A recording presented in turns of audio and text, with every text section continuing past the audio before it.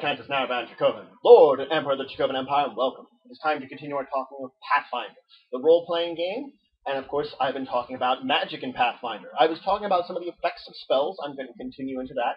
Last time I mentioned raise. Now I'm going to talk a little bit about spread.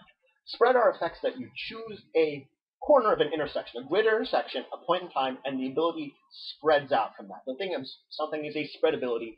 It can spread around walls into areas that you cannot see. So it kind of shapes itself as best it can into areas. Now, walls will act as a barrier to a spread effect, but it can still sort of spread around them. This is, of course, an extension from before.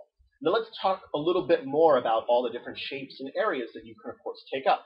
There are three types of things. I've mentioned now spread. How it moves into whatever shape you've got it into, and it spreads out there, oftentimes spherical. There are two others, the burst and emanation. Now, burst, it fills in whatever shape you have it in. It could be a sphere, it could be a cone, whatever it is, it blasts out. And any kind of barrier it hits acts as an actual barrier, so it doesn't go around walls. You can be blocked by a wall. It just hits into things and stops in whatever direction is there, but it bursts out. Now, an emanation is a little differently. It fills the same kind of area as a burst, but it's ongoing. Effectively, what it means is I've chosen my grid intersection because all of these start from a grid intersection between squares, and an emanation keeps going for the duration of the spell. So if I have a bursting area, it would continue to burn out from that center area. Again, it works just the same way as a burst effect that involves blocked by things, unlike a spread, which can go around them. Now let's talk about some of the shapes you can have, because there's a wide variety of them. There's, of course, the cone, which I just mentioned, which it comes out at a quarter circle area from that point in time. So you sort of choose that corner, does a quarter circle from that corner, moving out as a cone. There are cylinders. Cylinders, you choose a spot that's at the center of the horizontal circle. Here's the horizontal circle that my cylinder will be filling. I choose that there, and then it fills up or down the area that the cylinder is taking up. And of course, there's spheres, which are as simple as it sounds, is you choose the center of it and it emanates out in all directions of the sphere.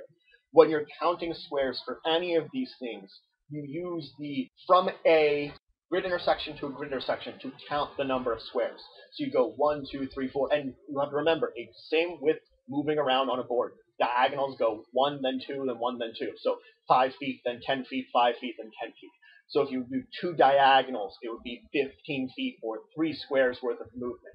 While if you just do 3 squares out, it's 3 squares out. Now under this, it might list some of the various types of targets that it would have associated with this ship. All the time we're here, we're assuming that you're probably not going to have one target. It might just say, within a cone burst, one target.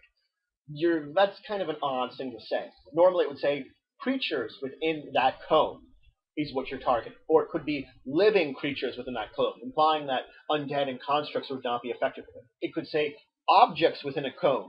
Then you're only affecting objects with this. Or it could be something else entirely. It will tell you the types of targets within the area that would be affected by it. Now let's talk about line of effect, because this is different than line of sight. Line of sight is me being able to see whatever it is, even a little bit.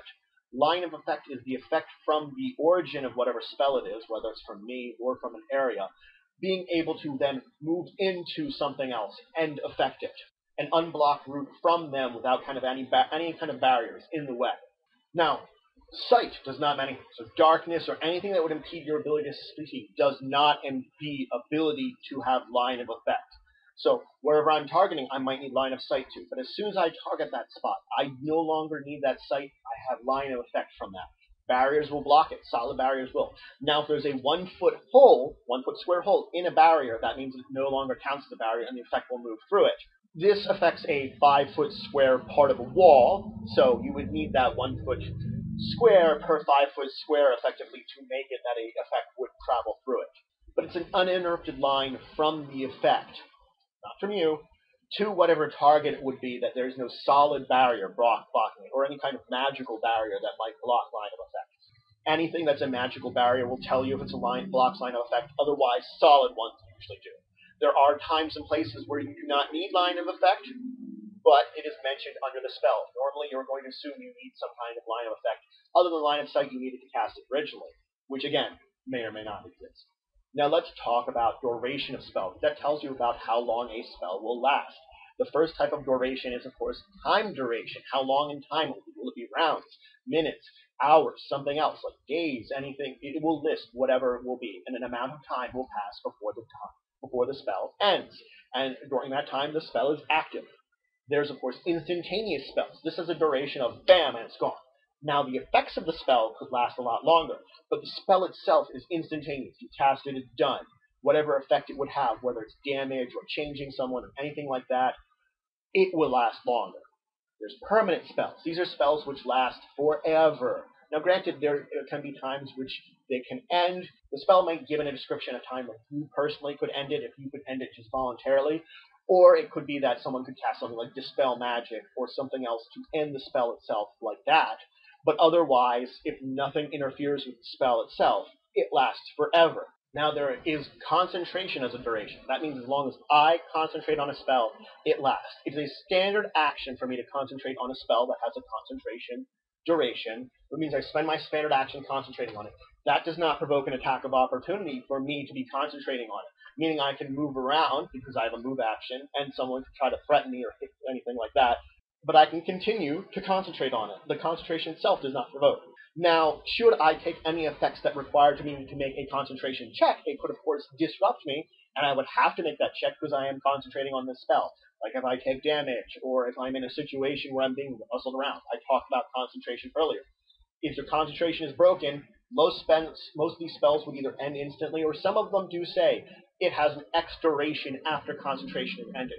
You cannot return to concentration on it, and you really can only have one concentration spell going at a time. So should you find a way that it's easier kind of actions to concentrate on a spell, there occasionally are things like that you do not have to spend a standard to.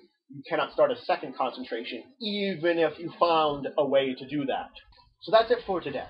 I talked about the rest of the effects a spell could have, types of areas, the things that would do like that. I talked about the duration a little bit. I mentioned some of the basic types of duration. There are some more things I want to mention to do with duration. I'll get into them next time, and I'll try to move into saving throws and talk about how they affect your character and the spells that saving throws have. So if you have any questions, comments, anything to say, anything like that, please leave in the comments below. Please like, share, and subscribe to the channel, the Empire, and the work I do. And until the next time, I bid you farewell.